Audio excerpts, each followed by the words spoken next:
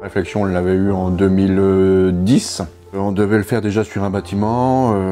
Après, ce qui nous a freiné, c'est l'investissement. On en avait pour à peu près 500 000 €. Bon, la rentabilité, elle était sur 10 ans, mais il y avait quand même une part de risque importante. Et puis, un petit manque de feeling avec les interlocuteurs. Les choses ont évolué. D'une, il y a eu Roi Énergie qui s'est installé à proximité. Son professionnalisme a fait qu'on a regardé à nouveau. Les investissements sont quand même beaucoup moins onéreux.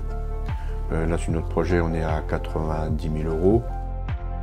On a un pan côté sud qui fait 17 mètres de long sur 48 mètres de large. On a installé 100 kg de production. C'était la réglementation, on ne pouvait pas aller plus. La réflexion du projet, c'était fin 2019. Et la production, elle a eu lieu en 2020. Donc on ne se posait pas trop de questions de rachat d'énergie, enfin d'électricité. Donc il n'y avait encore pas eu tous les problèmes qu'on connaît aujourd'hui. Donc du coup, la simplicité, c'était la revente.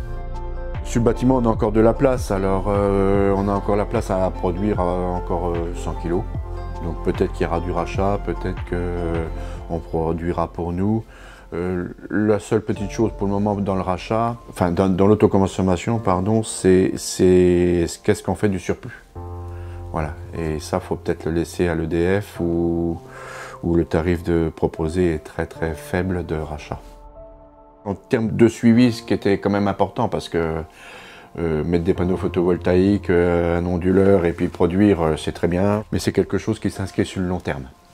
Et à partir de là, faut bien choisir son interlocuteur de façon à ce qu'il existe encore dans 5 ans, dans 10 ans, ou voire 20 ans. Donc moi, c'était ma première réflexion. Donc Roi Énergie s'est vite démarqué sur ce projet, quoi. Eux, de leur côté, ils ont un suivi qui est quand même bien développé. On a une application sur notre smartphone. On suit l'évolution de notre production journalière. On a la production de la journée, la production de la semaine. Bon, bah là, on est lundi, on ne peut pas voir forcément, mais par exemple, on peut prendre les productions du mois.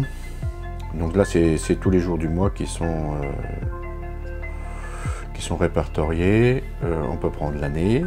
Donc là, on en a début d'année 2023, mais on peut prendre l'année 2022. Donc nous avons nos mois qui sont en bas et notre production d'énergie sur le côté gauche.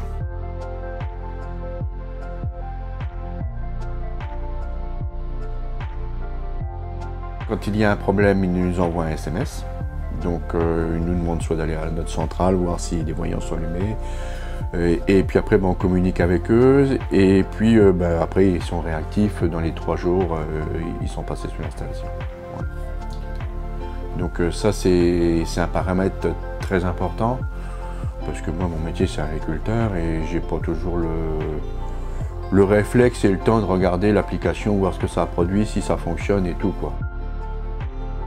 Alors si j'avais un conseil à donner sur la production photovoltaïque, le premier, ça serait de bien se renseigner au niveau des postes, de l'EDF ou autre, que ce soit la SICAP, de savoir si on peut se raccorder, d'une, la distance à laquelle on est du transformateur, et s'ils peuvent nous racheter notre courant tout au long de l'année. C'est ça qui est important, parce que des projets photovoltaïques, il y en a de plus en plus, et il ne faut pas se retrouver avec des blocages de production.